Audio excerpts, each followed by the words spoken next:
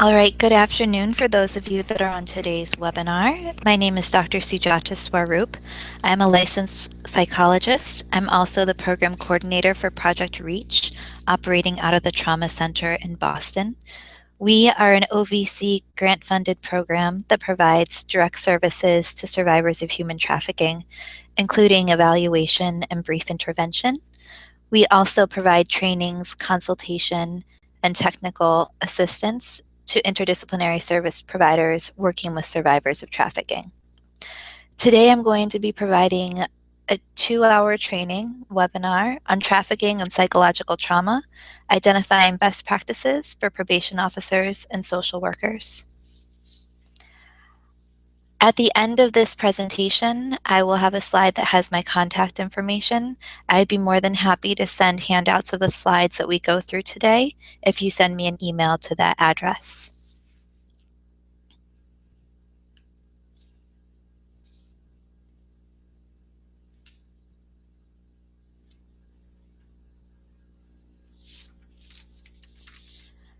So I'm aware that many of the probation officers and social workers participating in today's webinar already have developed an awareness of the impact of trauma.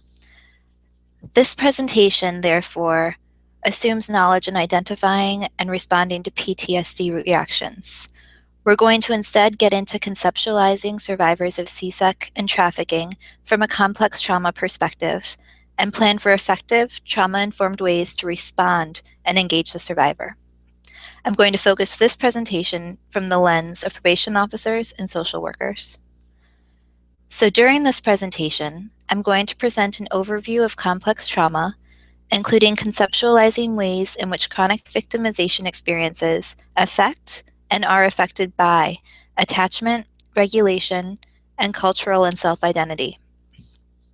Here, I will use a case example to contextualize how layers of trauma exposure, including neglect and sexual, physical, or emotional abuse, can lead to complex trauma reactions. Based on this understanding, we will go on to identify best practices with respect to survivors, responding to survivors of CSEC and trafficking for probation officers and social workers. This discussion will look at ways to emphasize a trauma-informed approach across broader networks of care.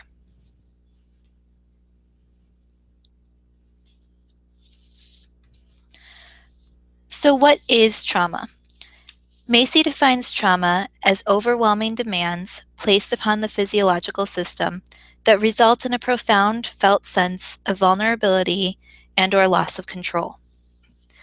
What's important to emphasize here is that trauma is not necessarily about a specific event itself.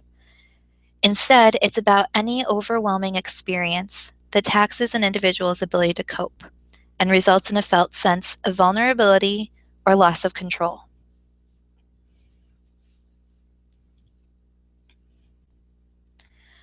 So when we say that a person is impacted by trauma, what are we saying and what do we mean?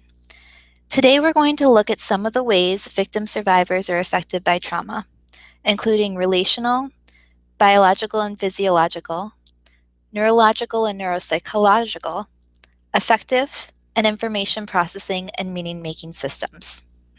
Within each system, we're going to look at both the immediate and long-term effects. So thinking in the immediate aftermath of an acute single instance trauma, how someone's affected. And then in long term, when there are layers of trauma or when trauma exposures chronically happen throughout lifespan and developmental stages, how does this alter someone's relational, biological, etc. systems?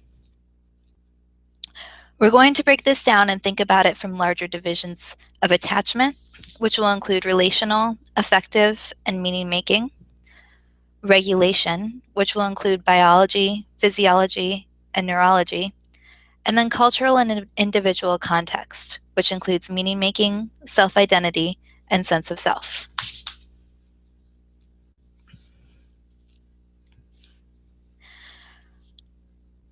We're going to ground what we're talking about today in real life.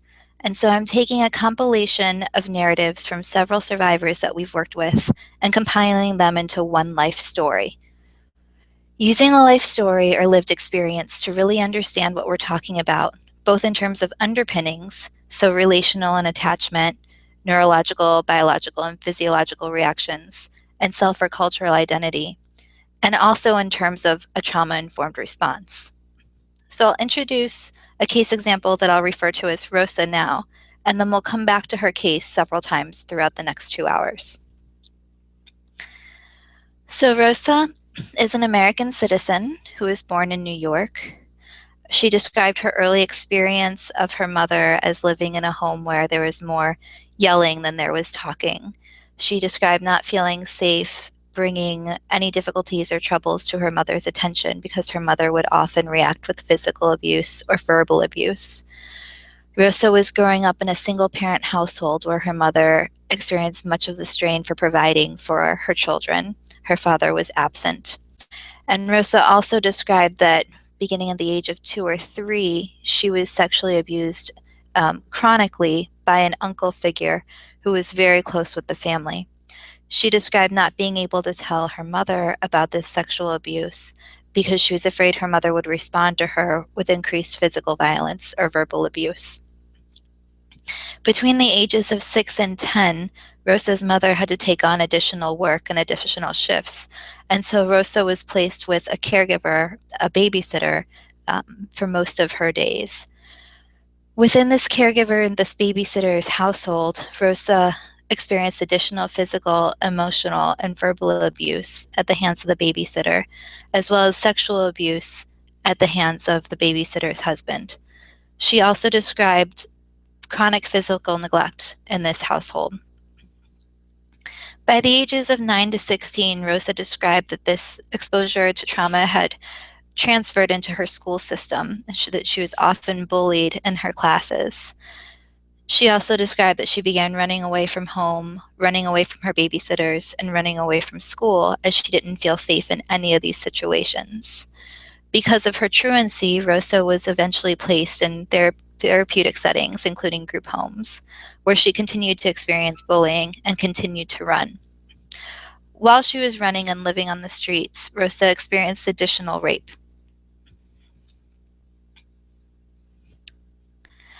By the age of 17, Rosa reported engaging in her first romantic relationship. She described this relationship as confusing, noting that some days she felt that her partner very much cared for her, introduced him to his family, and she was part of a larger system. But she noted that on other days there was significant physical abuse in this relationship. After an experience of particularly significant physical abuse, Rosa ran from this relationship and returned to her life on the streets. While she was living on the street, she was targeted by her first trafficker, who I'm going to name Miguel for the purposes of this presentation. And Miguel approached her in the form of a boyfriend and told her that he was in love with her and that he wanted to form a new life with her. Rosa moved in with Miguel quickly, and shortly after that time, he also became physically and sexually abusive and began engaging her in commercial sex work and trafficking her. After less than a year with Miguel, she was sold to a second trafficker by Miguel and felt that she was the second trafficker's property because of the transaction. She described significant physical abuse in her experience with this second trafficker and eventually ran away to be targeted by a gang who served as her third trafficker. I'll get into her story again throughout the day, but this is to set us with a background as something to refer to. So let's begin by discussing the relational system and thinking about attachments as organizing relationships.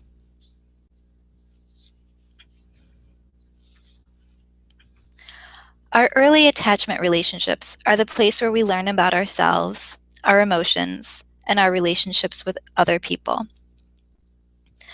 When there are disturbed attachment relationships, including abuse, neglect, or other forms of trauma, all of that, our self-identity, how we manage our emotions, how we view ourselves in relationships, can get impacted. If you've ever seen the still face experiment, you know what happens when a child is not properly mirrored or attended to by his or her caregiver. In the still face experiment, we see a child playing with his mother. He's young and he's sitting in her lap. He's babbling and talking to her, showing her his toys, and she's mirroring his emotions. He's very engaged, and you can see that he's enthralled with her responses. After some time passes, the experimenter indicates the mother should freeze her face. She does as instructed. The child notices that her face is no longer mirroring him, and he does everything he can think of to get her back. He calls to her, he shows her more toys, he shrieks playfully, and when he sees no response, you can see that he begins to experience distress. He crawls into her lap and whimpers, kind of nudges her, and again tries to get her attention.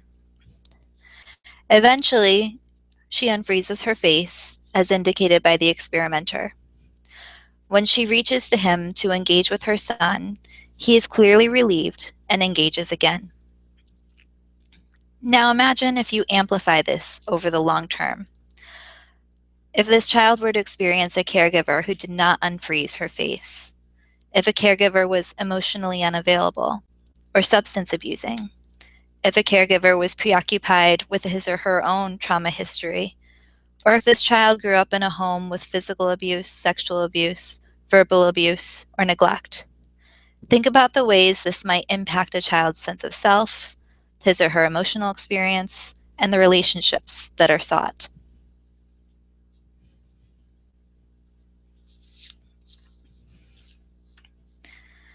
So let's think of Rosa.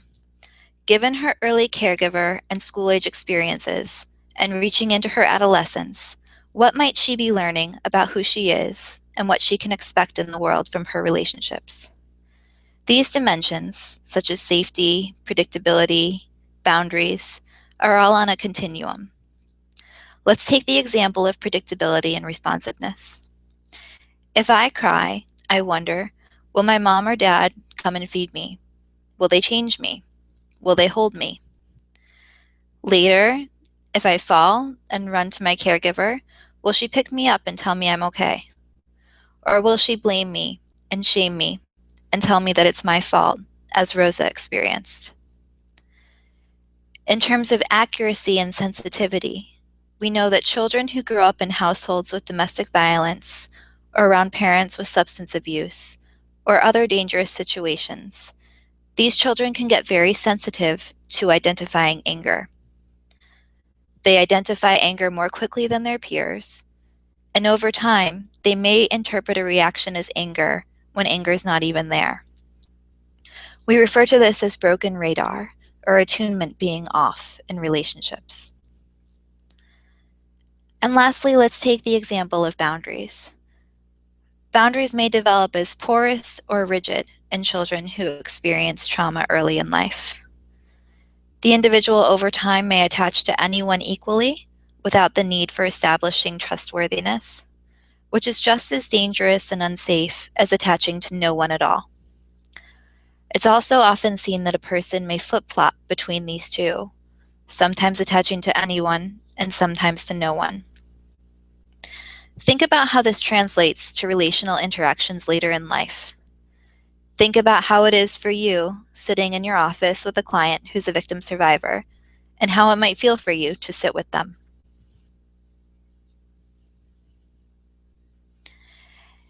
In fact, we learn so much from our early relationships, and it truly impacts how we engage with the world. Let's go back to Rosa. She internalized the message, I'm lower than trash, the world is unsafe, and I have no control. She stated, I need relationships, but relationships are the places I get hurt. Think about what the effects may have been for her in the following domains. Her sense of fear versus comfort, her ability for self-soothing or her tolerance for arousal, her sense of worthiness, how she felt with regard to the safety of emotional and behavior expression. Think about ways this may have left her vulnerable to being targeted for domestic minor sex trafficking.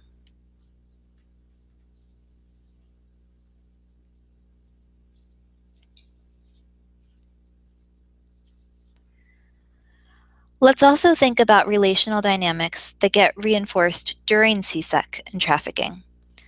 We already have talked about how resource-poor, early caregiving relationships may leave a child vulnerable to being targeted in the first place. Now let's think about what happens relationally after the targeting occurs. This is a little bit different than the 101 trauma you may have heard before. I'm going to frame this in a way that is relevant to CSEC and human trafficking. Think about Rosa and her experience of traffickers. Her first perpetrator was a boyfriend. The second perpetrator, she believed that she was, quote, sold to, and that she, quote, belonged to, end quote, because of what her boyfriend had told her. Her third trafficker was a gang that she became involved in as she was seeking protection from the second. We're going to think about how the quality of those relationships held her captive in each of her trafficking experiences. We're also going to think about how the quality of these relationships led to exacerbated complex trauma reactions for her later.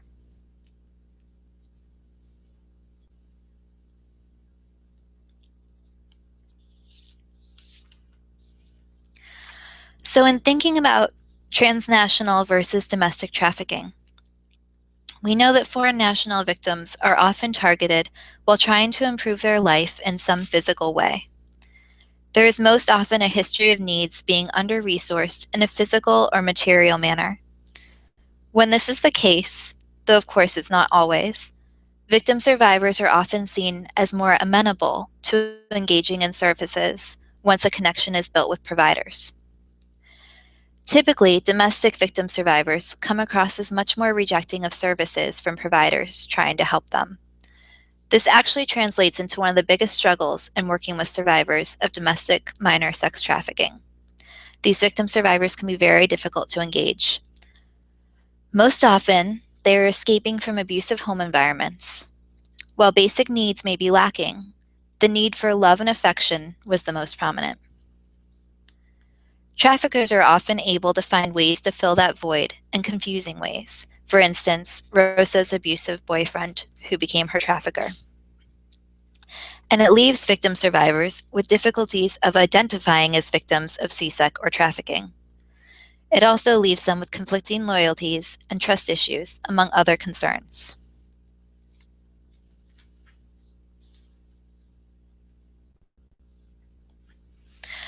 So how do traffickers in domestic cases create this very strong trauma bond with the victim?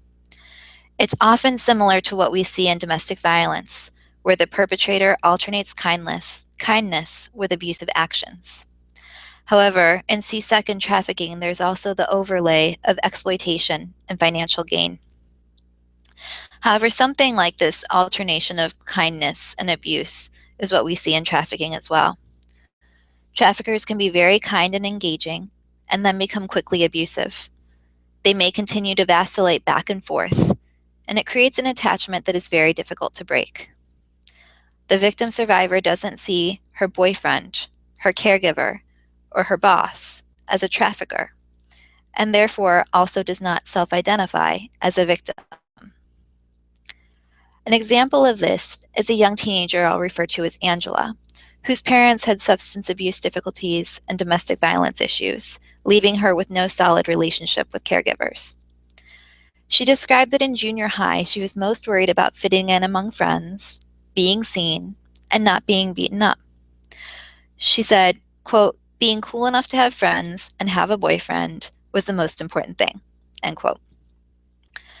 One day when she was at the mall with same-aged peers, an older man briefly reached out to her with kindness and attention and provided her with his phone number.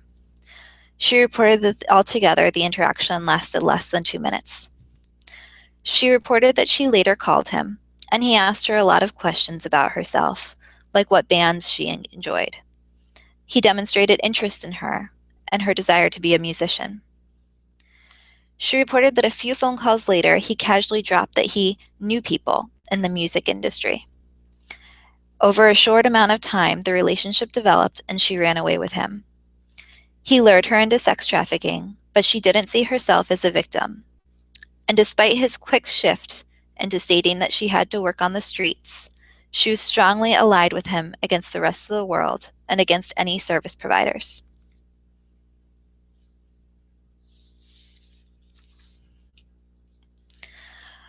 According to the literature, typically as kids, victim survivors of DMST were runaways. They may have had deprivation of physical or financial needs, but even more likely they experienced emotional deprivation, like Rosa and like Angela, and so they were seeking out relationships that they couldn't find at home. Unfortunately, once they make it outside, terrible things often happen to them. Research on runaway youth indicates that youth on the streets are intercepted by some type of perpetrator within 24 hours. Yet the relationship with the trafficker was developed to fill an emotional need. The trafficker, while exploitative and likely abusive, also voluntarily fulfilled the deprivation the victim experienced at home or on the street. That is what becomes the powerful bond. Again, be thinking here about the relational layers, the trauma history that happened early, or the under-resourced history, which leads to increased chance of being targeted for further victimization. These layers lead to complex trauma reactions that transcend PTSD symptoms. We have to be thinking about all of this for our framework of response.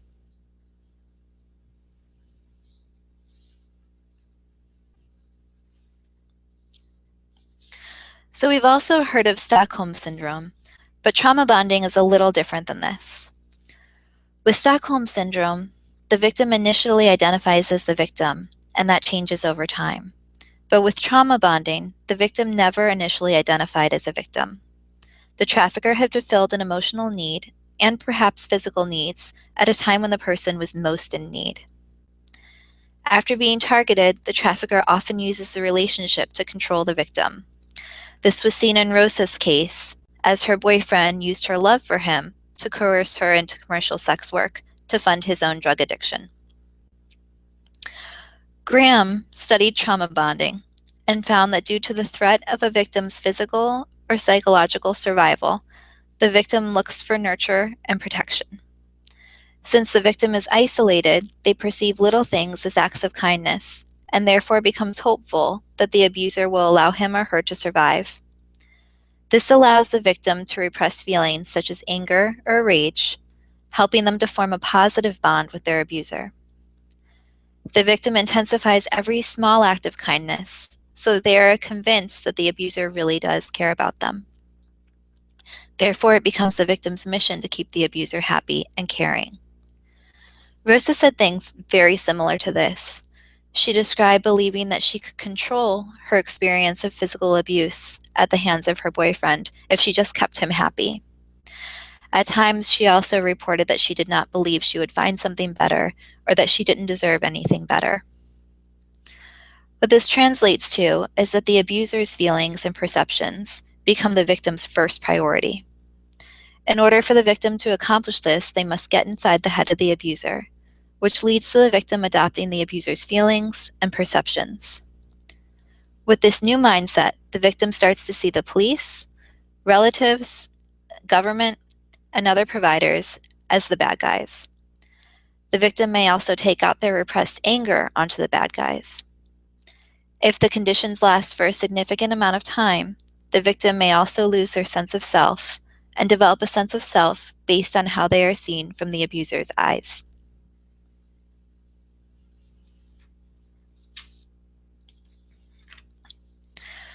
So given this understanding, how can these relationship dynamics and trauma bonding, on top of multiple layers of earlier relational trauma or neglect, impact the trafficking process? Think about the exit and reentry based on a person's lived experience and perception of self, other, and world. Relational patterns established over time, for instance, how one sees oneself, one's sense of self-worth, and what a person thinks that they can expect or deserve in a relationship. This changes with trauma, as do methods of coping to survive trauma. Coping methods such as substance abuse or self-injury may come about. These relational patterns and coping methods may increase the likelihood of ongoing or continuing trauma. Rosa, for example, was re-trafficked a few times before getting out of the system. Also keep in mind that escaping from a trafficking situation does not necessarily mean escape from all danger.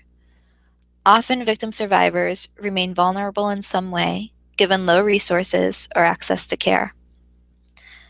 By the time they are discovered by law enforcement officials, victims often have experienced multiple chronic traumatizations and may still be experiencing trauma. It's not necessarily a quote post end quote traumatic presentation.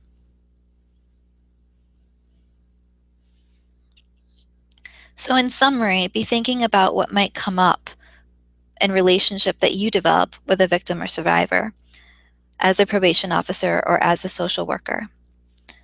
In the context of polyvictimization and complex trauma, alterations in relationship tend to occur. The person's sense of self, other, and world gets shifted, and relationships hold a mirror to that shift. Think about Rosa, who experienced impaired trust, difficulty with boundaries, broken radar, and eventually developed very difficult relationships with professionals. Think about your own clients. What do you notice about how their relationship with you feels? Does it fluctuate? What might the rapport building phases reflect for this person's internal working model or their internal system for understanding the self, the world, and other?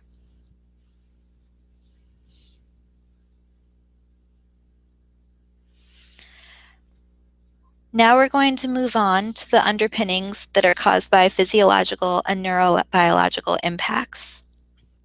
In this discussion, we're going to talk about bottom-up development of the brain, the role of experience in neurodevelopment, trauma exposure and development, threat response and self-regulation, and conclude with impact on higher order brain functioning and coping.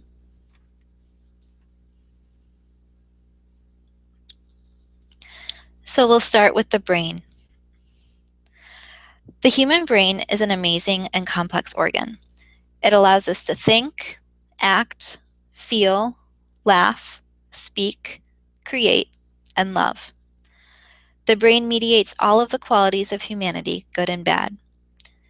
Yet the core mission of the brain is to sense, perceive, process, store, and act on information from the external and internal environment in order to promote survival. In order to do this, the human brain has evolved into an efficient and logical organization structure. The brain has a bottom-up organization, with the bottom regions, such as the brainstem and the midbrain, controlling the most simple functions, including respiration, heart rate, blood pressure regulation, while the top areas, such as the limbic system and the cortex, control more complex functions, such as thinking and regulating emotions. At birth, the human brain is undeveloped. Not all of the brain's areas are organized or fully functional. It is during childhood that the brain matures and the whole set of brain-related capabilities develop in a sequential fashion. We crawl before we walk. We babble before we talk. The development of the brain during infancy and childhood follows bottom-up structure. The most regulatory bottom regions of the brain develop first, followed in sequence by adjacent but higher, more complex regions. The process of sequential development of the brain, and of course, sequential development of function, is guided by experience.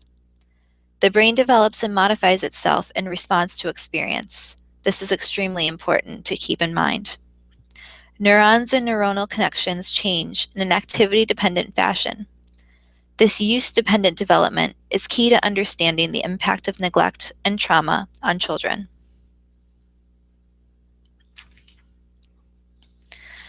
So the brain develops by forming connections. Even though a baby is born with about 100 billion brain cells, the connections between these cells form over time. These connections, called neural pathways, are like the wiring in a house or highways that connect one part of the brain to the other. Experience, usually the interactions with caregivers, determines the growth and pattern of brain development, including the connections that form the basis for thoughts, feelings, and behaviors. So it is through the relationships with caregivers that children develop the brain connections that make it possible for them to trust, regulate their own emotions, and love other people. So relate this back in your own mind to what happens if there's no mirror and no capacity for learning these skills.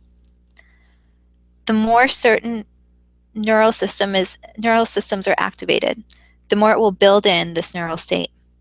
What occurs in this process is the creation of an internal representation of an experience corresponding to the neural activation. So again, this is use-dependent. This use-dependent capacity to make an internal representation of the internal or external world is the basis for learning and memory.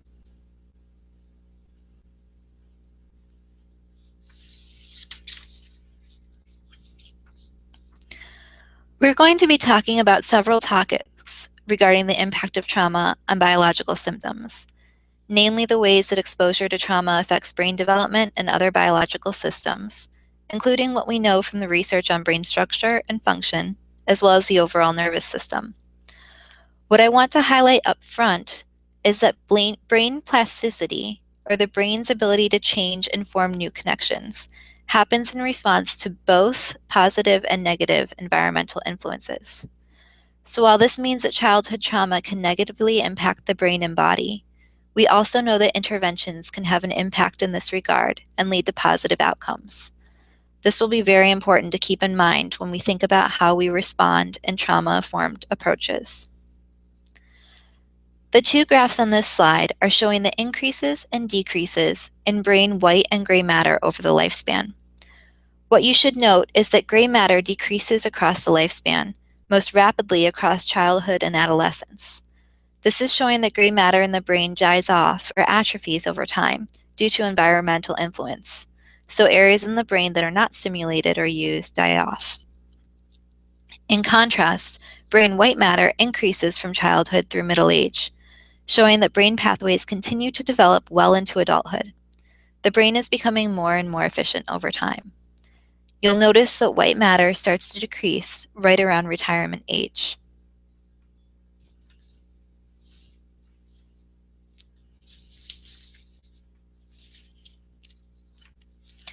So let's think about traumatic experience and development.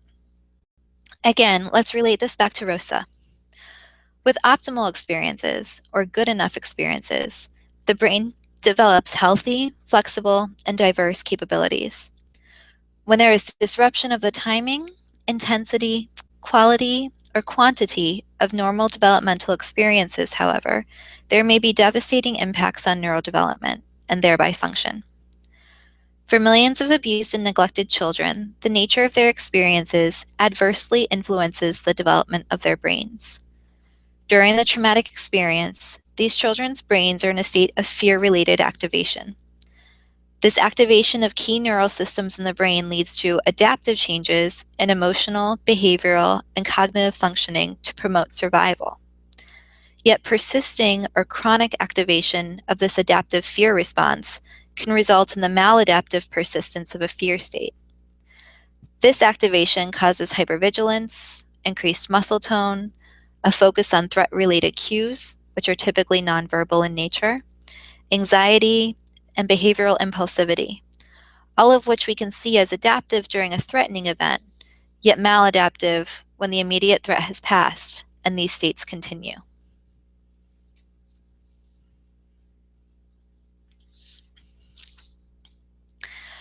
We're also going to think about self-regulation. In thinking about the impact on executive functioning, be thinking of what it feels like to sit in the room with some of your more difficult clients or survivors. See if any of this sounds familiar.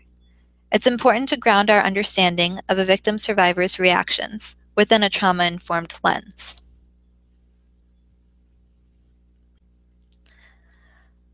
This is a representation of an individual's information processing network or circuit. So let's first take an everyday example in a brain that developed under good enough circumstances. Normally, if I get an email from someone that is rude or an email that makes me angry, I will take in that information. I'll try to figure out what's going on.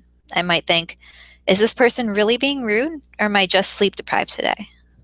Then I'm going to think about how I'm going to respond. Maybe I'll wait and write my response once I've cooled off. Or maybe I'll have a friend or a colleague look at my email response before I send it. Then I'll respond. This involves self-regulation through many steps, including observation, interpretation, planning, and action.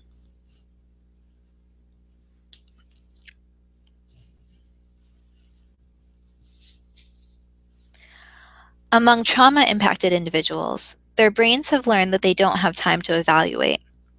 In order to stay safe, they need to act quickly. This is similar to if you're crossing the street at the wrong time and there's a truck coming at you.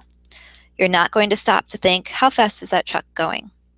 You're not going to stop to think, does the driver see me? You're just going to get out of the way. This response is adaptive in that it provokes in-the-moment survival.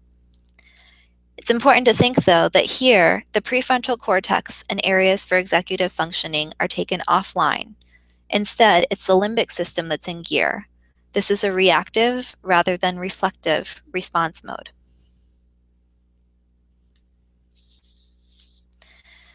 Yet over time, with chronic victimization, a new pathway gets established as the major or primary response network neurologically.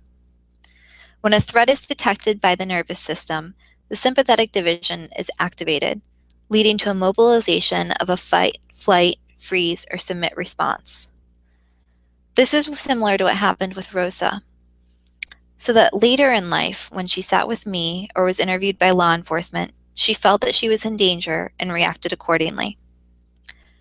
With chronic trauma or polyvictimization, danger signals become generalized, so that even neutral environmental cues, if they have some association with the traumatic event, are responded to as if they're dangerous.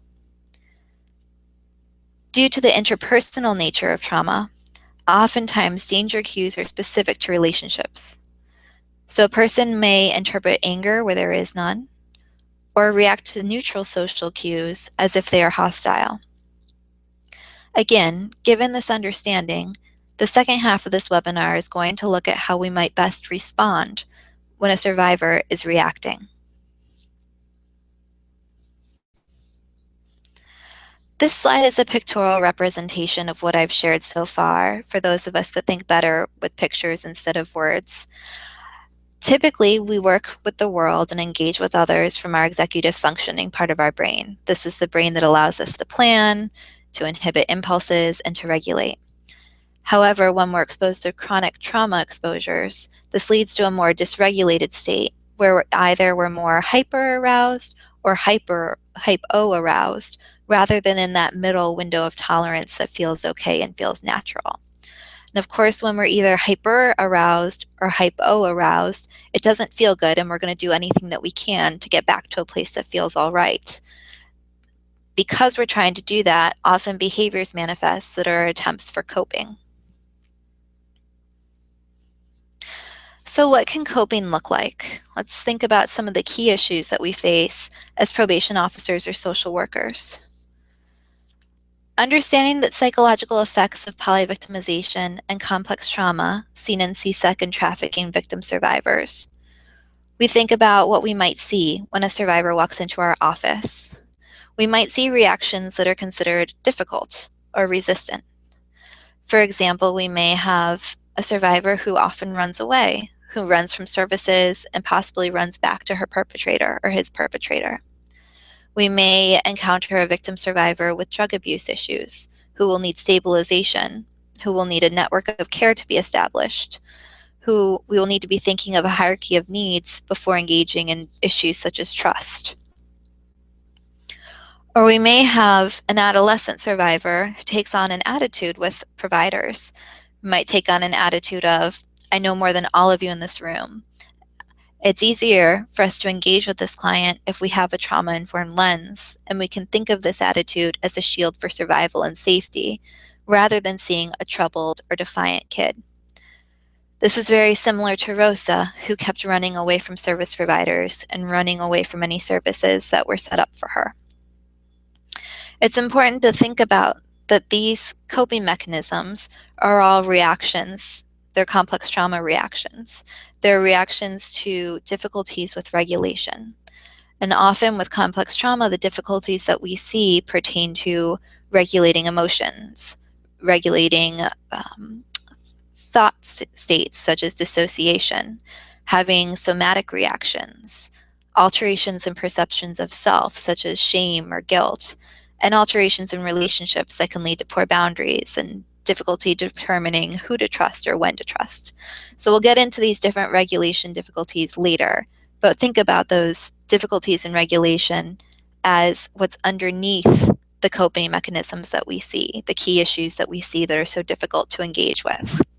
And again, we'll get into what to do about this and how to respond in a moment.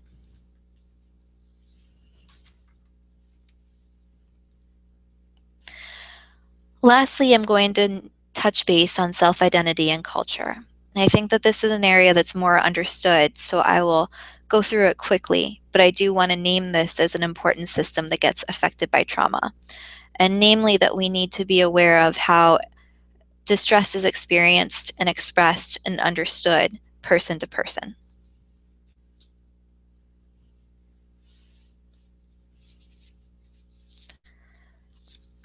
So trauma and identity. With both acute and chronic trauma, there can be an internalization of negative experience. This can be a change in how we perceive ourselves.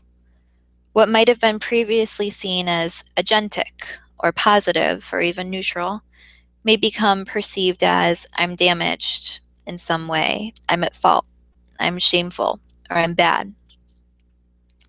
There can also be a fragmentation of experience, leading to state-dependent self-concepts rather than a cohesive sense of self, a person that's living moment by moment and living in a survival reactive way, rather than someone who's engaged in long-term planning or a cohesive sense of self.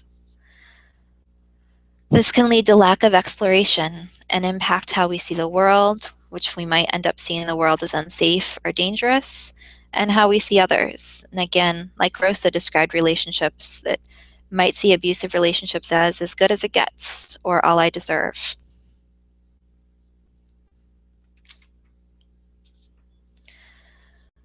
So what gets impacted includes self-identity, meaning making of the world and meaning making of others, perception, and of course, executive functioning and regulation capacities. We see that both internal reflection and meaning making, as well as external reflection and goal-directed behavior, is impacted by trauma.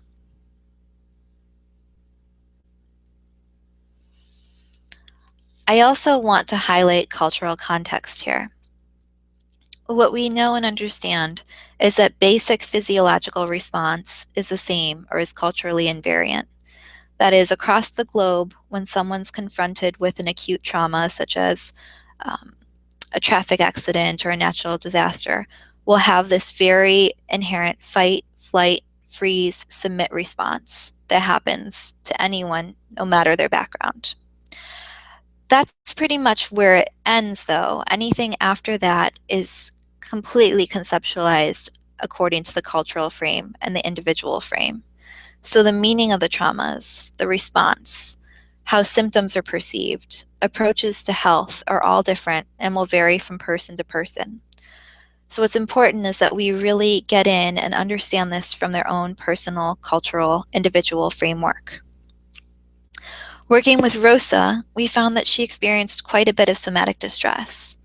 Her experience of trauma included physical reactions, and so the way she sought treatment was also medical in nature. Understanding the frame, really thinking about our need to ask the right questions, the need to show interest in someone's experience, our ability to build an understanding of one's experience, understanding and expression of both distress and healing is tantamount to being able to pull in the necessary resources. So this is joining the person's frame. It's intervening where they feel it's salient to intervene. And this makes any growth and positive outcomes much more sustainable. It also builds trust and safety in the relationship.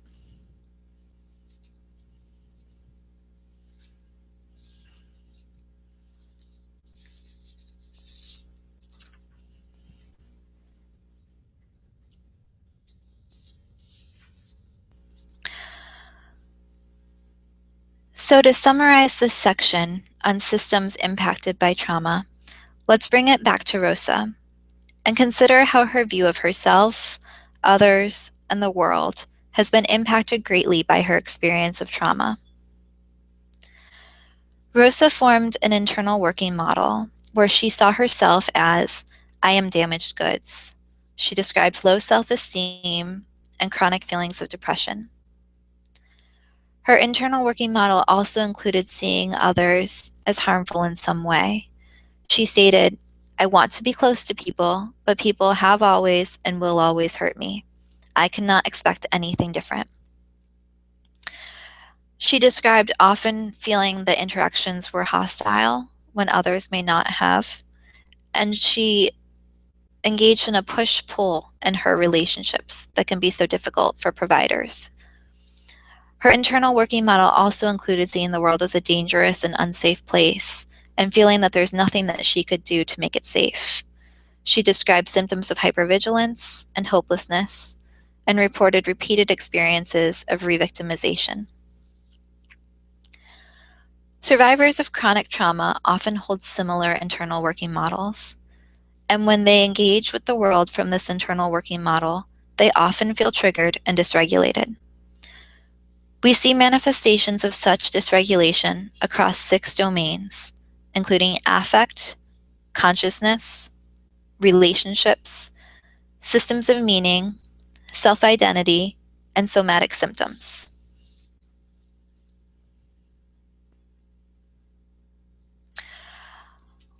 So now we get into the meat of it. With that understanding, we think about how we can recognize and respond to trauma and survivors of CSEC and trafficking from a very informed approach. So all of these complex reactions that I'm going to get into are important to keep in mind. As we look into each complex trauma reaction, the focus should be on how to respond when someone is quote unquote reacting. So think about what you might see as I go through each domain, how you've sat with clients and what it looks like when a victim is responding to being triggered. Think about why this victim survivor may be reacting in this way. This is understanding from a trauma-informed perspective. And from this standpoint, we can think about ways that we might respond without using the power associated with our positions or the power of the badge per se.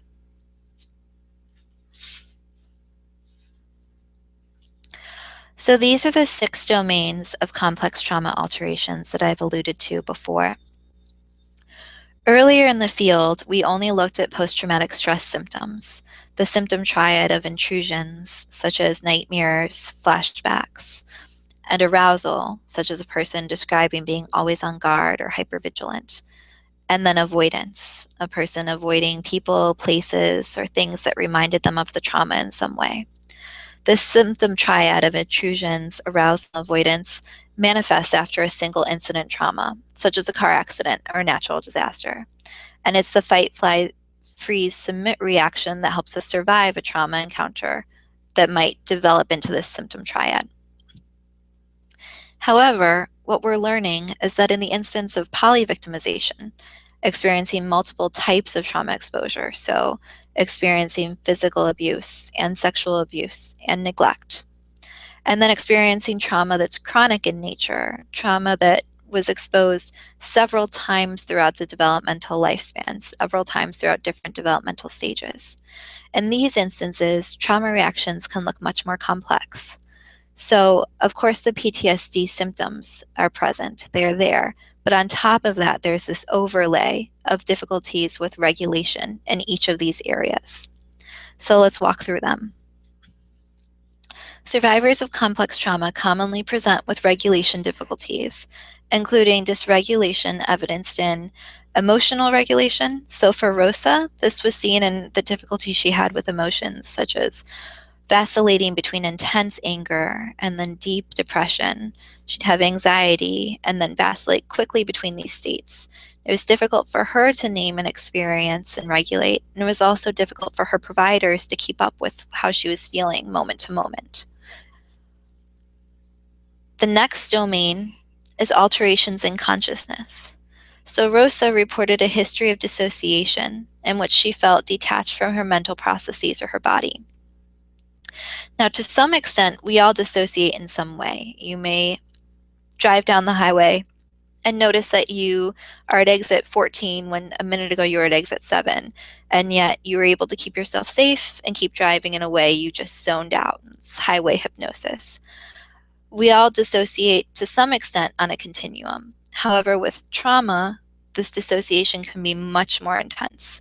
So Rosa literally detached from her body. She described recalling back when this started, noting that in instances of sexual abuse, she would stare rather than at her perpetrator at where the wall met the ceiling and notice just that little piece in space of where the wall met the ceiling. And she noted that she was able to completely escape everything else around her as she focused on that one spot. So we can see how in the moment of trauma, this was extremely helpful to her survival. She was able to get out of any other experience of the body and just focus on this spot on the wall. But with trauma that was persistent and happening chronically over time, as she used dissociation as a coping mechanism, it began to take over. So this is something that we see in survivors. Moving on to the third domain, alterations in self-perception. For Rosa, this was seen in her sense of shame and guilt, also in her sense of not being in control of any aspect of her life. She described feeling powerless and helpless. And then moving to the next alterations in relationships with others. Often how we see ourselves can then get transposed in our relationships with others. So for Rosa, she described feeling, I don't deserve more than this in a relationship, or no one will treat me better. And this led to difficulties with trust, it led to withdrawal in relationship, and it led to re-victimization because of broken radar of who to trust and who not to. And then the last domain with complex trauma is somatization. So for Rosa, she experienced chronic pain and headaches that interfered with service utilization that couldn't otherwise be explained.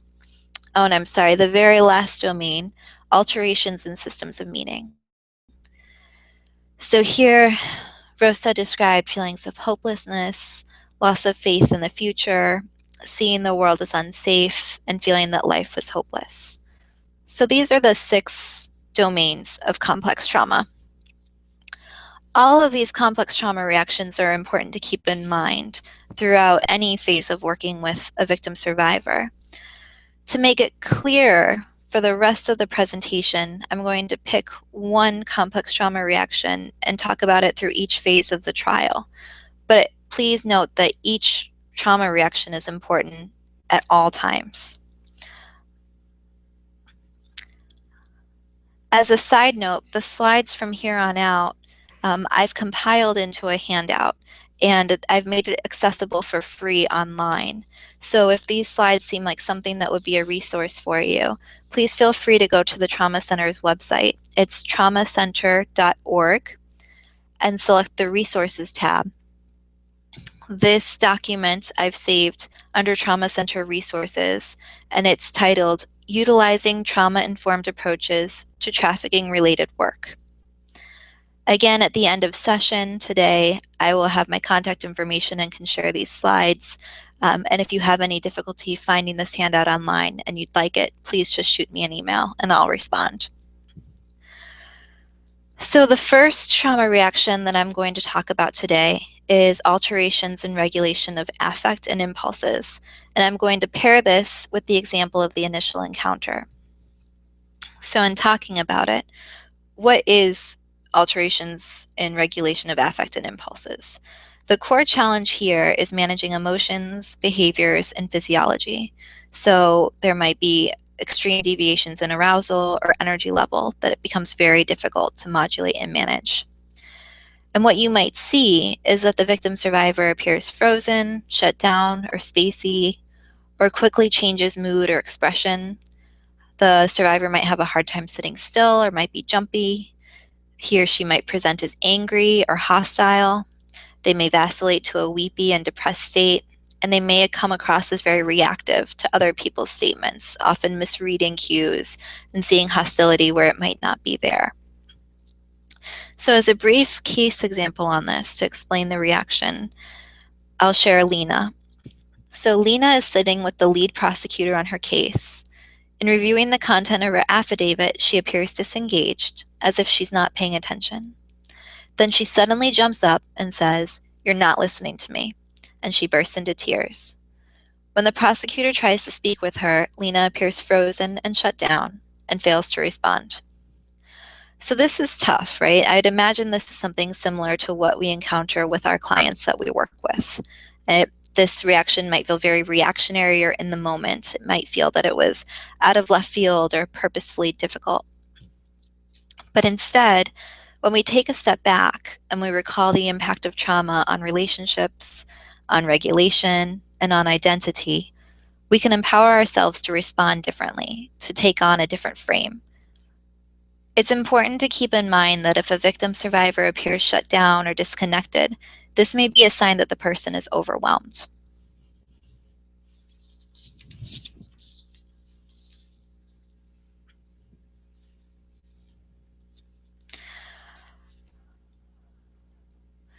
So let's think about the initial encounter. And again, emotional dysregulation. During the initial contact, the victim survivor is likely to be in shock. At immediate interviews, this might lead to increased trauma reactions that may come out even later. It might be helpful, as a probation officer or social worker, to focus on initially getting the client to a safer environment, meeting some basic needs, allowing the person to sleep if needed, and then set up the interview when the survivor is no longer in this biochemical survival state. This might also contribute to building relationships and trust later. Also, consider how some of her immediate needs or his immediate needs, such as having a place to stay, not having clothes or basic necessities, any medical concerns, or any addiction issues, might impact this person's mental health in the moment, and then how this would impact his or her emotional state, how it would lead to increased fear, shock. Also consider the assumptions that providers often make about a client's presentation in the field, how the survivor might be coming across. There's a triad for neglected kids that they're often seen as those who lie, steal, and manipulate. These are very pejorative terms, but if we think about it, lying, stealing, and manipulating are all survival skills for need fulfillment. The key issue here often is, how do you figure out to get your needs met when you assume that the world is unsafe or abusive, like Rosa? It's important to honor what the victim has learned to do in order to survive, to honor those coping mechanisms and begin to shift them to things that might be more healthy. One victim survivor talked to me about how she felt in this state, and she said, "How do you expect me to live in a fish bowl full of goldfish when I've lived all these years in a fishbowl full of piranhas?" She had coping mechanisms to live in a fishbowl of piranhas. She knew how to do it. She knew what to predict, how to react, how to respond to keep herself safe. And when she was moved into this fishbowl of goldfish, of providers, she was using these same mechanisms and they were not working. So it's something to keep in mind of, where is this person coming from? These actions that they're taking, how have they been helpful in the past? What are they saying about what this person needs right now or is feeling right now? How can I distance myself from my own internal reaction that that's creating and respond from a much more empathic and trauma-informed way? So again, focusing on immediate needs while understanding the shock and the fear that might be going on. Understanding as the probation officer or social worker that this victim survivor may not know what's going to happen next. So help them know what to expect step by step. Transparency and offering choice when possible is really important in this phase. And again, addressing immediate needs can help reduce fear. Generally, what we're finding in studies related to victims in this phase is that early intervention jointly between law enforcement and social services can be very beneficial. It's beneficial in finding the shelter and the housing, working with substance abuse issues, etc. And that in the first 6 months, the main focus should really be on making sure the basic needs are met. So it might be helpful to come up with a simple plan of where we're going to start and lay out step by step for the survivor. The more collaborative in nature this is with the victim, the better. Think of stages of change. For Rosa, she was a young girl who was just separated from her traffickers. Talking with, say, a peer on Skype for peer mentorship was not something she was ready for in the immediacy, but she welcomed clean clothes and shelter. and gradually, as she was able to establish trust with her providers, she was able to accept additional services.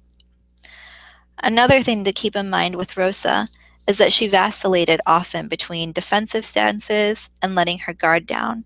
She was constantly changing her mind on what services she could use or commit to. And it was very frustrating for interdisciplinary service professionals working with her as they tried to put services into place for her.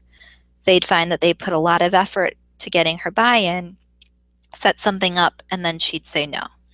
So in this case, it's really important to take a step back and think about what's going on rather than reacting to the no. In this case, it was issues of trust that was coming up for her.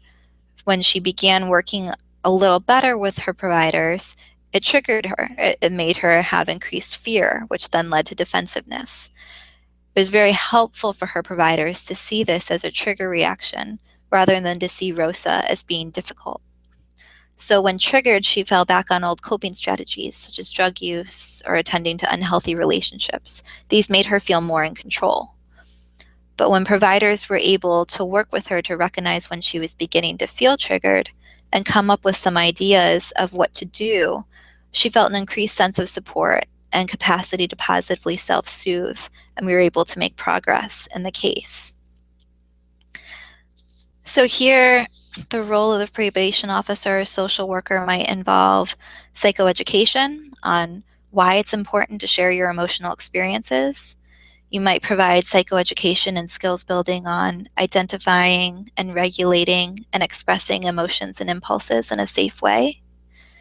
You may also want to model how to communicate emotional expression. So regulating yourself before engaging with the survivor, picking your moment to initiate more difficult conversation, balancing more difficult conversation with conversations on strengths, using effective nonverbals such as eye contact and physical space and tone of voice.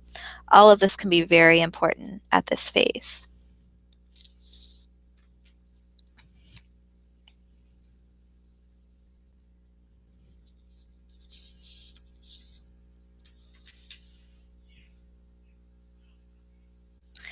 So now I'm going to get into the second core impact area, alterations with others. Meaning what's impacted is the individual's ability to form safe, trusting relationships with other people. What you might see in this instance is vulnerability to ongoing victimizations in relationships. For instance, running back to a previously identified trafficker or other abusive situation. You might also see difficulty trusting service providers and suspiciousness in the intentions of providers or law enforcement. So a brief case example, and again, I'm going to tie this to the investigation phase, is of Tamika. Tamika is a 16-year-old girl who's been living with a single foster mother since she was identified as a victim of sex trafficking. The foster mother contacts the police after Tamika has been missing for several days, stating that she has found email messages suggesting that Tamika returned to her pimp or trafficker. So things to be aware of in this domain include the often confusing nature of a victim's relationship with their victimizers. We need to be conscious again of this trauma bond and not make assumptions about the victim's perceptions. It's also very important that providers do not take it personally if a victim survivor appears distrustful or runs. It's difficult to expect that someone who's been victimized can feel safe or trusting with new people. So the goal is to provide a safe enough environment to both support the individual's needs and the needs of the law enforcement community. It may be important to provide opportunities for control and empowerment, so offering choice about meeting times or where to sit in the room, or offering choice about the pacing of an interview process whenever it's possible. And also to be aware of safety features in meeting rooms or the environment where a victim will be present. So is the area well lit? Is there ready access to an exit? Does the survivor have a choice of sitting with his or her back to the wall or a door, depending on preference? Physical environment can support or detract from felt sense of safety.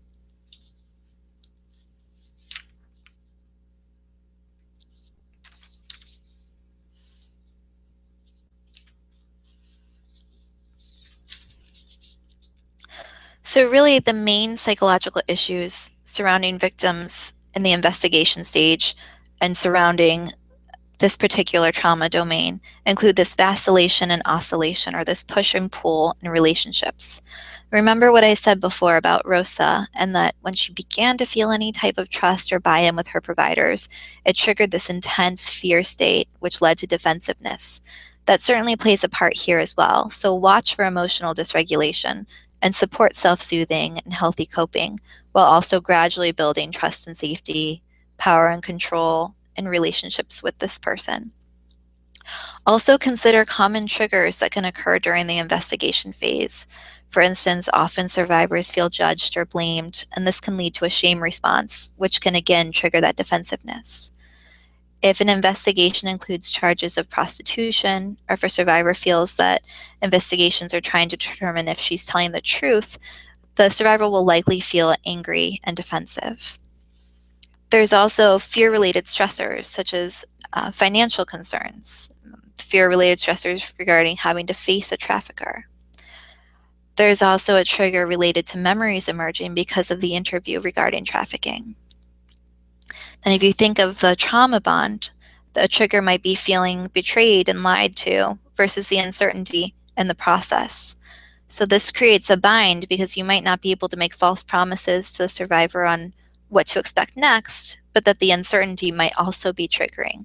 So expect the ambivalence in a relationship due to trauma bonding, and expect that to play out in a relationship with you, but walk the line between what you can and can't provide and how to increase trust and safety while walking that line.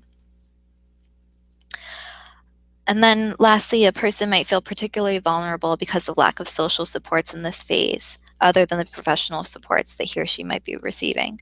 So the loss of the previous structure of their life, whatever it was. The victim's family might have impaired relationships, and maybe the past relationships tied to the trafficker or substance abuse, while abusive, were still providing some fulfillment of that emotional need that we spoke to before. So without that, the survivor can be left feeling isolated and alone. And the idea of feeling dependent on law enforcement or NGOs can again be a trigger, which might lead to relapse or running. So key risks that might come up during the investigation phase include the likelihood of relapse if substance abuse was an issue. So the importance of having supports in place for this, like a seeking safety group, substance abuse treatment. And then another risk is the increased likelihood of running away, running back to the trafficker. So something to do might be to anticipate it and to normalize the feelings associated with it for the client, like avoiding shame, avoiding judging, but watching for signs that someone might be ready to run away, and talking about triggers, talking about modulating how someone feels internally and building that relationship.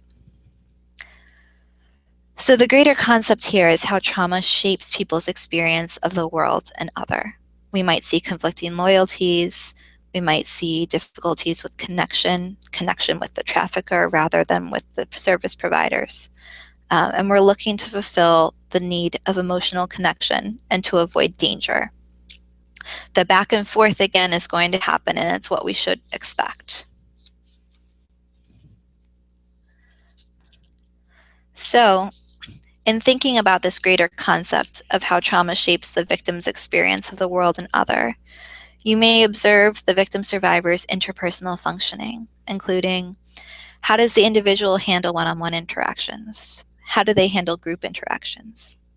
What distinctions are there in their interactions across types of people, so authority figures versus peers? How does this person handle conflict with others? You may help other service providers and law enforcement working with the victim survivor, in this case, to expect the relational back and forth and be able to manage and respond to it.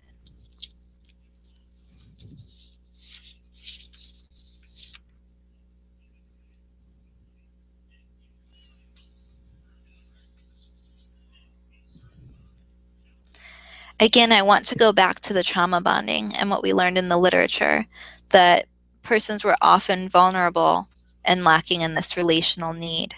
And so the push and pull that they experienced with the trafficker is going to get played out in new relationships. And this back and forth is exactly what one should expect in their relationships with providers. And so doing whatever you can do to manage your own reaction when this push and pull is experienced in the room, to tolerate that ambivalence that's coming through and manage your own response, to be as present as you can as a provider, recognizing from a very trauma-informed way the behaviors that you're seeing in the room. And that awareness, paired with your ability to incorporate safety while setting limits, is really important for a survivor at this time.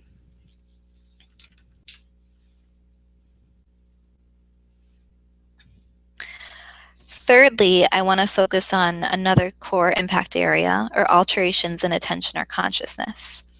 I'm going to pair this with the prosecution preparation stage of trial. So alterations in attention and consciousness, what is this? What does this mean? It relates to difficulty integrating experience into a coherent whole.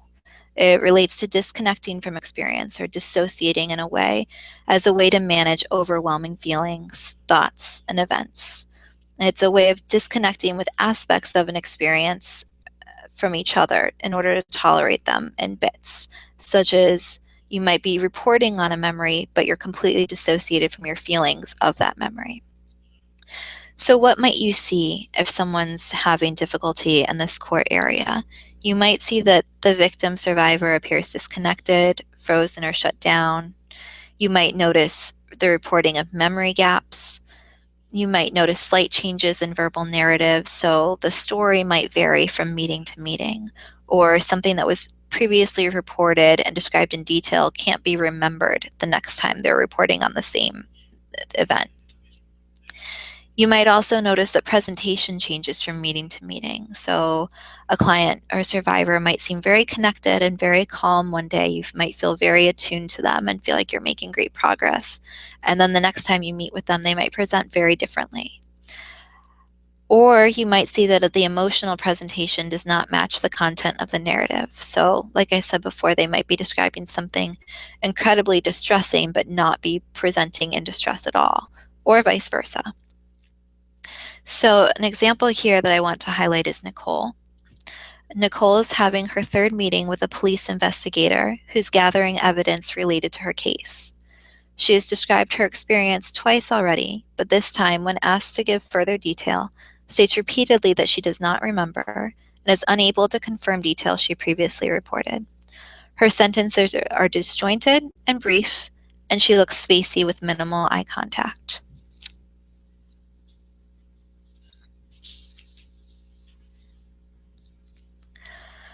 So, in addition to the risk of re-traumatization by relapse or running back to the trafficker that we mentioned before, here we also need to think about the risk of re-traumatization throughout the legal process.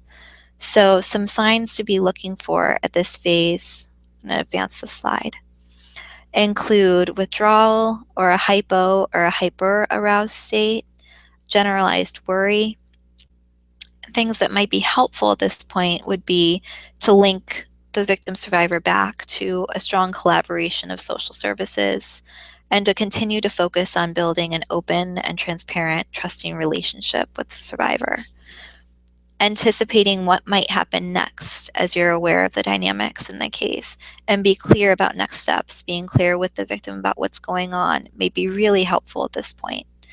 At this point, if a person's not ready to see a therapist, having some sort of consultation between law enforcement and mental health might be helpful in order to be able to give concrete help on getting through difficult experiences to the survivor. The message in this point in the process is that this might be a hard experience, but it can also be empowering. So as providers, we need to avoid the urge to simplify things, to sit with the moment to moment with the survivor, to allow it to be complex. That some things are going to feel really great for the client, some things are going to feel very vindicating and validating in this legal process. And some things are going to feel horrible. There may be some shaming experiences, some instances where blame and loss are felt. Then there's also thinking about what's triggering in the present moment and what will unfold over time. So helping a victim survivor prepare by connecting them with a network of referrals and coordinated care. Ways to support the victim survivor at this time might include helping to build safety, thinking about concrete tools, looking for opportunities to give power and choice, preparing them, so letting them know this guy might rip you apart on the stand. How are you going to hold that? What might you do if someone says this? How might you respond? How might you get through it? The other thing is mirroring, letting them know that they've done something powerful just by surviving, that they've gotten through their experiences already. And then, of course, highlighting for the trial the difference between the anticipatory anxiety and what's going on in the moment to moment. Acknowledging without dismissing the terror, saying, yes, it's very hard, but then reiterating the choice and anchoring the survivor's stake in this process. One of the things that we found was really helpful for Rosa was knowing ahead of time safe people that she could look at, where she would look at when she was on stand or when she was doing anything for the trial. She also wanted to be prepared to know where her trafficker would be sitting and where she would be sitting for the majority of the trial. So in this, anything that we could do to prepare her, she saw as very helpful. And she also wanted to know where he'd be held, how he'd be held, which helped her to know that he couldn't escape. With these supports, she was able to testify.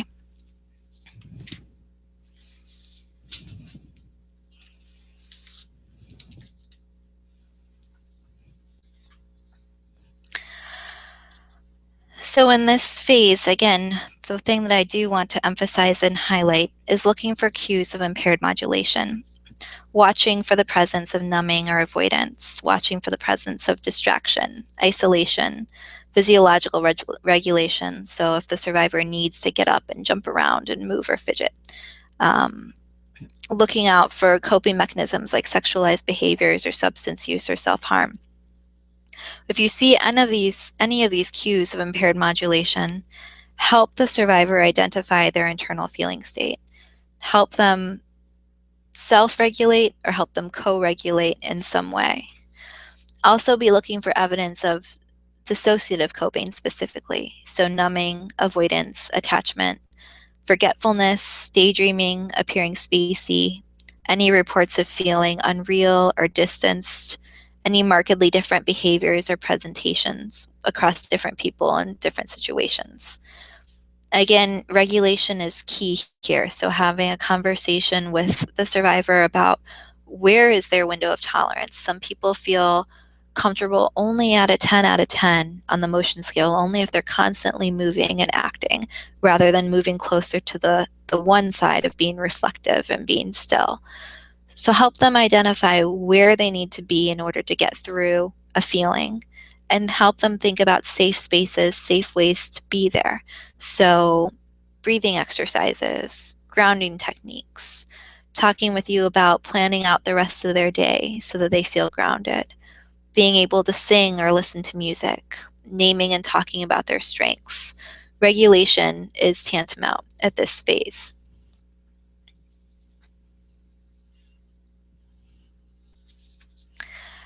This brings us to the fourth domain, alterations in self-perception, or ways that experiences affect how a person views him or herself.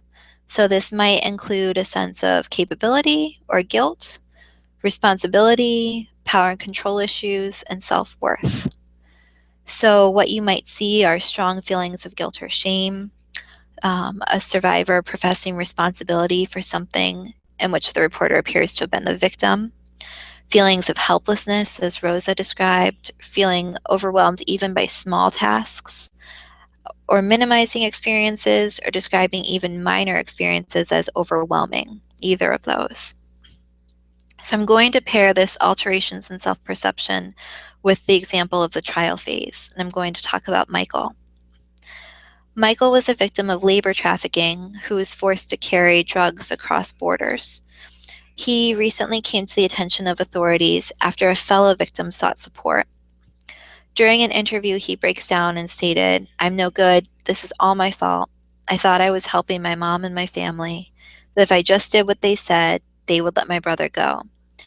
Now I'm just a no good criminal like them, my traffickers. I should have been able to get away. Some things to keep in mind at this state and to help other providers keep in mind as well is to not assume that a statement of felt responsibility is the equivalence of an admission of guilt. That supporting a victim survivor in the accurate attribution of responsibility can be helpful. Reiterating known facts about trafficking and its influence on victims' perception of responsibility as you're able in a case. Also, helping victim survivors break down tasks into small, concrete steps can be very helpful, knowing that even small tasks might feel overwhelming at this point. Support them in accessing help with task completion. So, assigning someone who will help them complete forms or make phone calls. Again, this is building the relational aspect as well as the regulation piece. Focus on the facts of the experiences rather than getting caught up in an individual's emotion or lack thereof.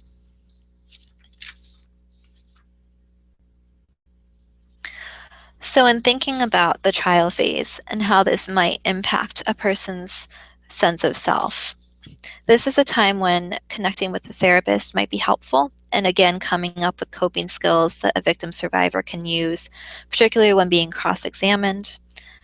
Preparing a survivor for stress reactions that might come up during trial can be very helpful. That feeling prepared, feeling like any reactions that come up are normal, feeling more in control can be huge in this phase. Again, you might have victim survivors who shut down during the trial, and this can be very problematic. The jury could misinterpret this as a survivor who's not caring about anything that's happening. So you want to be able to pull on the regulation piece that we talked about before to help a survivor feel as present as possible and to keep their affect regulation that we talked about before, in a place where they're showing what they're feeling in a modulated way. So things that might help would be to try to imagine what they might feel like, to visualize and anticipate this for them in advance to help with that preparation. To name that yes, feelings might intensify. To notice that fear might be so high that substance abuse relapse or running might be an issue here, and to be able to think about that in preventative ways. To acknowledge the role of guilt and shame in this process, and that affects how a story is told during cross-examination. But again, anticipating this with them, normalizing it, providing them with supports is very important at this time. So one of the key pieces of why affective regulation and physiological regulation is so important here is that during this phase, you really don't know what you're going to get. You can't anticipate what will spike arousal. So sometimes the person might be totally there, cogent and verbal, and sometimes not at all. But it's important to remember that this means something. This means that something triggered them. And then we can be thinking as providers about how do you support a person while also managing your own expectations.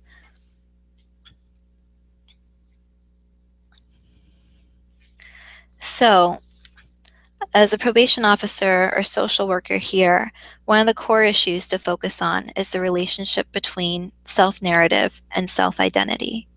So one of the ways that we might be helpful is to focus on internal resources and external supports. With regard to internal resources, we can work on building a more positive identity for this person, helping them develop a more coherent sense of self rather than these fragmented self states, helping to develop and access problem-solving skills, helping to further develop conflict resolution skills, being curious and asking someone about their values. Getting someone in touch with their values can help link to goal-directed behavior and holding a future orientation rather than being stuck in the moment-to-moment survival mechanism that survivors are often placed in. And then also helping a victim survivor tap into play and leisure time, and the ability to experience joy is very important to building internal resource and preparing them for a healthy perception of the self. Then with regard to external supports, making access to a support system of providers.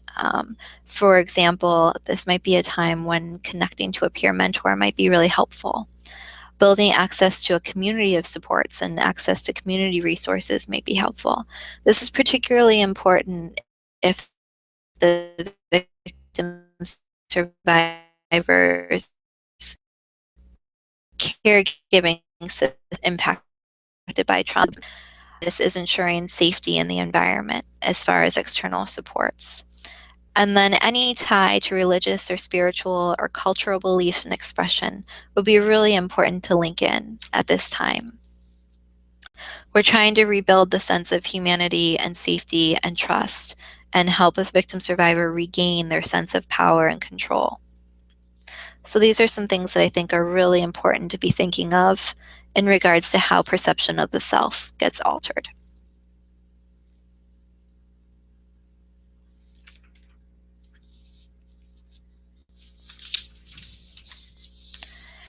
And lastly, I want to talk about alterations in systems of meaning, or ways that a person's belief system about the world around them is influenced by their experience. So what you might see at this phase in the trial, and again, I'm pairing this core impact area with now the post-trial phase. What you might see in the post-trial phase is a dismissing of the utility of following through on criminal prosecution, or not believing that anyone or anything can make a difference to help the victim survivor remain safe. You might see extreme religiosity or the denial of previously held beliefs. So I'm going to use the example of Olga. Olga was a victim of sex trafficking and a survivor of chronic trauma, and she described chronic feelings of hopelessness and helplessness. She was unable to follow through with recommendations and strategies suggested by her providers due to the belief that nothing will ever change.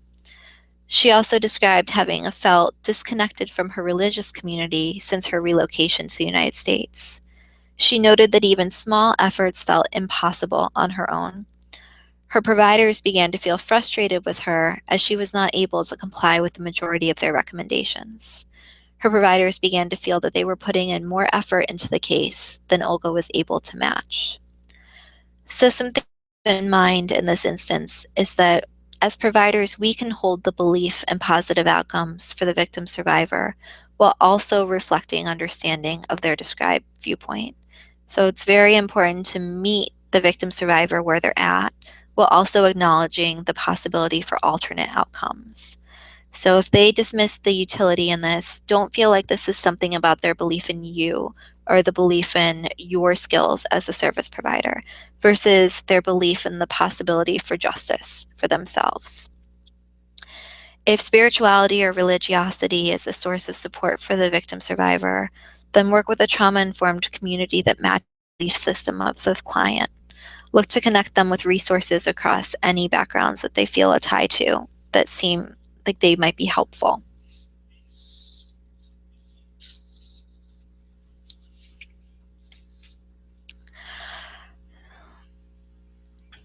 So systems of meaning and the post-trial phase.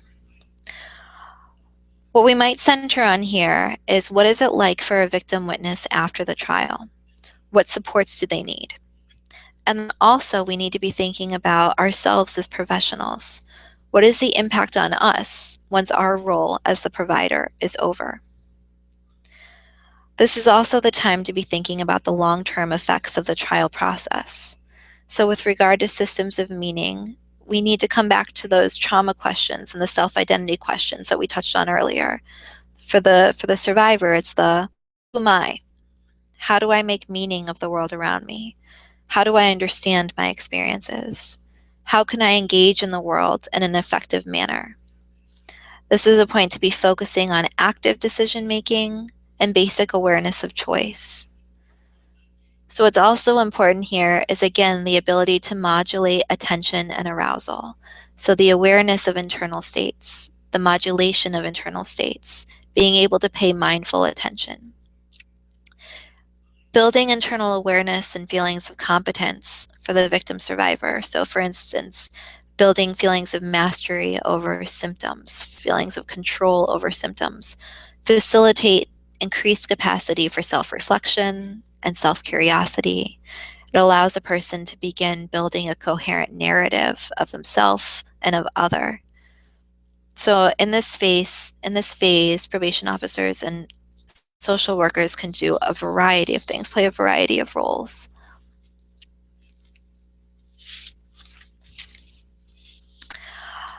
One of the major points that I want to highlight in the post-trial phase is the influence or the impacts felt when giving a victim impact statement.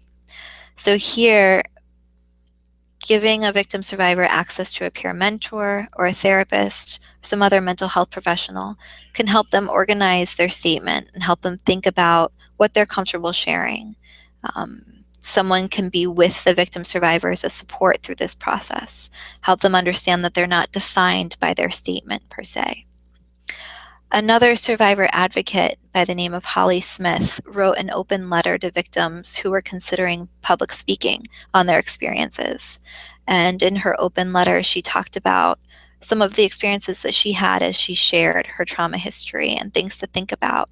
So something like this open letter can be a resource to think about providing to survivors as a way to facilitate this process as an empowering one and not a re-victimizing experience. Secondly, making sure that a victim is connected with a victim advocate out of the DA's office is very important at this point. This is especially important if the trafficker is found not guilty or if the trafficker is otherwise out in the community in any way. A victim advocate can help the survivor know their rights, such as getting a restraining order, and help them lay out steps for a safety plan. So if the trafficker or an intermediate of the trafficker contacts you, these are some things that step by step you can do to stay safe. Again, connection with a mental health professional at this point may also be helpful, if not prior. Thirdly, I want to really highlight the importance of having a network of coordinated care among interdisciplinary providers, how important it is to be working with the victim collaboratively, affirming power and affirming choice across skill domains. Thinking about what it's like for the victim witness after trial again, that this is not the end of the story for them. This is not the end of the road. So what do they need? How do they build a new life? What supports do they need for this? It might be that they want ongoing substance abuse intervention or parenting classes, protection from traffickers, having a safe and stable living environment beyond this point, receiving specialized mental health services beyond this point, having increased social supports, peer-to-peer supports, education and employment readiness. These are all things that can come into play here. And then again, I want to come back to the second question on this slide is, what about service providers? What about professionals? Once their role is over, what's the emotional impact? So things to be thinking of here are vicarious traumatization, the importance of self-care.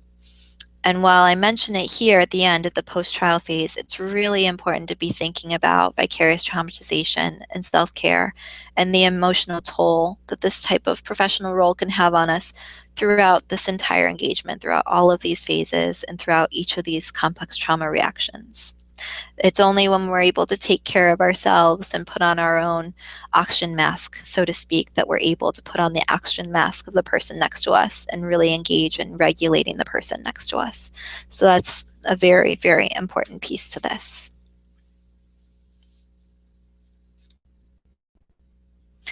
Again, what I want to hone on here is throughout all of these parts of trial, or if you want to look at it a different way, throughout all of these complex trauma reactions that are manifesting, it's very important to have a multidisciplinary, interdisciplinary response. And it's just as important that this response be coordinated. So as you're putting an effective network in place, some things to think about is identifying a leader to be the leader of the team for this particular survivor, who will take the lead in finding resources. Think about how the different players in this case are going to interact. If you have a whole team or an organization of networks, how are they going to touch base with each other? How are they going to take on different pieces of this? How is the victim survivor going to feel supported throughout each phase? How will providers work together collaboratively? And what role do you play in making this collaboration work? These are things to keep in mind.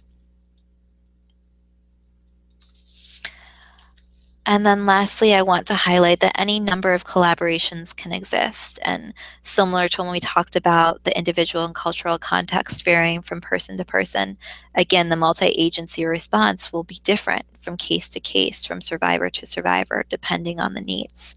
So the importance here is on communication and collaboration among service providers. The service providers are working together and all through the lens of a trauma-informed approach to develop an all-encompassing, individualized action plan for the survivor that's going to hold them through the entirety of this process and through aftercare as well. So thinking of coordinating care, maybe identify cross agencies to address, such as making sure that what's attuned to includes basic needs and safety, shelter and housing, mental health services, legal services, substance abuse treatment, educational planning and support, employment planning, skills building, etc. And thinking about how to pace these different supports so it's not overwhelming, it's not all at once, it's not expecting someone to do trauma processing before they even have their basic safety needs met. So being very thoughtful in this approach and the coordination. So that's what I have for today. I hope that this has been extremely helpful. I hope again that the introductory background that we had on the different systems that are impacted by trauma informs how a victim survivor may respond when feeling triggered and lead to these complex trauma reactions, and that we can take a step back and rather than seeing triggering behavior and difficult behaviors, we can understand, okay, this running, this substance abuse, this attitude, it's grounded in the person's experience, their context, what they need right now. And by taking a step back and regulating ourselves, we're able to think from a trauma-informed lens of what is this saying about this person's needs in this moment, and how can I help meet them from a place of safety, a place of building trust, a place of building power and control, paying attention to how this person sees themselves, and building the relationship. So again, please feel free to email me. My email address is here with any questions or concerns. Please feel free to email me if you'd like a copy of the slides. I'd be more than happy to provide that as a handout. And again, the handout that I developed on these complex trauma reactions throughout phases of trial is available on our website if you're interested in that. Thank you all for your participation and have a good rest of your day.